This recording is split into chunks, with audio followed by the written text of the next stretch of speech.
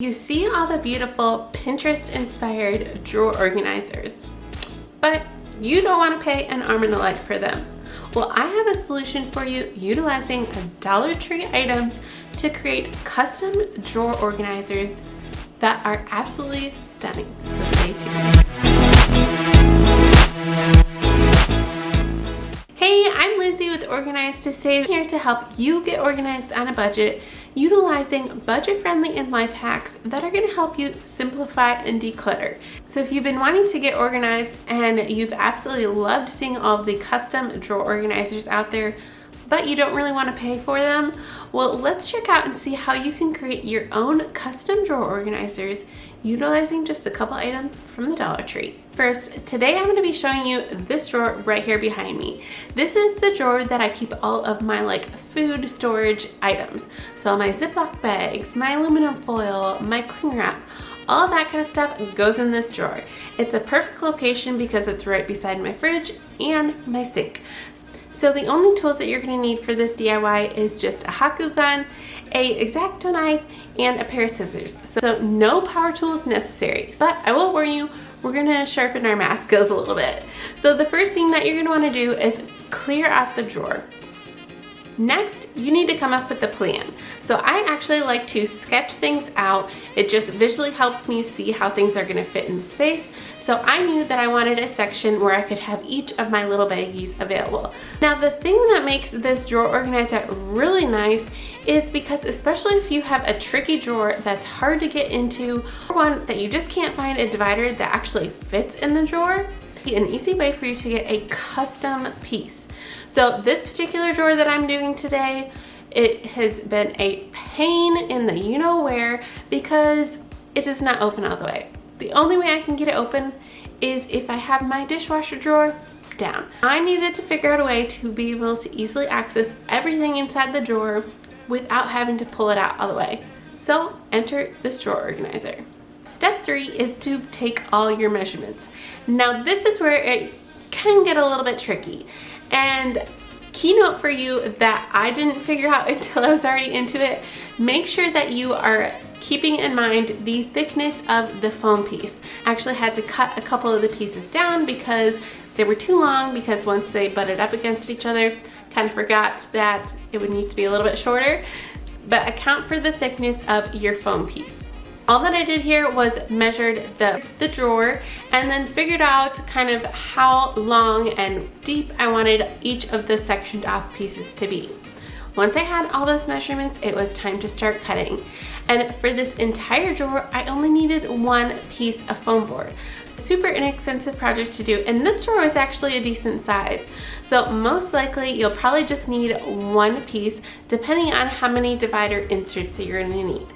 I made each of my little sections about 3 inches deep because you'll see later on there's a little sneaky thing that I added in. So I needed to make sure I had a little bit of extra height space in there so that way when I pulled out the drawer, it wasn't snagging the top of the drawer.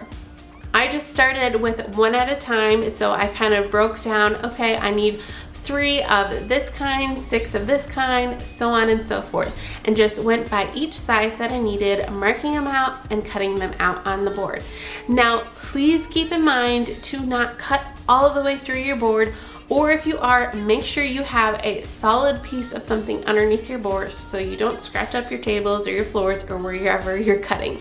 I just went through the top of the board, and then you'll see that I'm actually kind of breaking it off or using the X-Acto knife to finish cutting it off. I had all my pieces cut. I started dry fitting them in just to make sure that they would actually fit, cut off any little extra bits that I would need just to make sure that they fit all securely.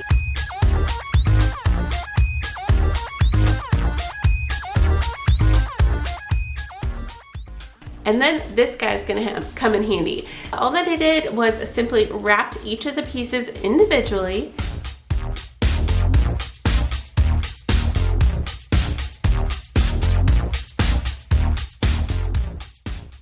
And then once I had them all wrapped, I went ahead and started dry fitting them in again to the drawer. But before I did that, I actually laid a piece on the bottom of the drawer, so that way when you open the drawer, it looks like one solid piece, but in reality, you'll see you can actually lift the entire insert out. So next, your hot glue gun comes in for the assembly. All that you're gonna need to do is put a little bit of hot glue at the very end of each of the pieces, start sticking them together. Once you have it stuck in place, I went ahead and went through and did a little line up the edges just to make sure that it was actually stuck together securely. And I just started putting them in the correct spot and building out what I drew previously on my piece of paper. So the other thing that I wanted to keep in here was, like I said, all of those cling wraps, the aluminum foils, and on the cling wrap that I have, there is a little slider cutter. And I had the brilliant idea of trying to utilize that so that way I could use that for every single item. Now I can just leave it inside the drawer, pull out what I need, and slide the little slider. Now I've actually decanted all of the Ziploc bags and put them all in their own section. So it's going to be super easy to be able to pull out the drawer and find the exact size that I'm looking for. Originally, I was thinking I would need some type of dowel rod or something to keep each of the rolls in place, but I actually moved this divider to the center and just put 2 rolls on either side. And it actually works out perfectly, so I don't have to worry about them rolling around, bumping into each other, and it's just really easy to grab out what I need. So let's take a look again at the before of this drawer. And now let's check out the after. It looks absolutely beautiful. It looks like a custom built piece, and it functions so much better.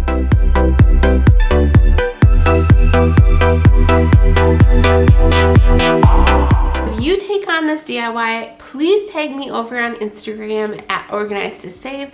I'd love to see how your custom DIYs come together, and make sure to check out the video on your screen right now. I'm going to show you an amazing way to make over your furniture using that good old contact paper.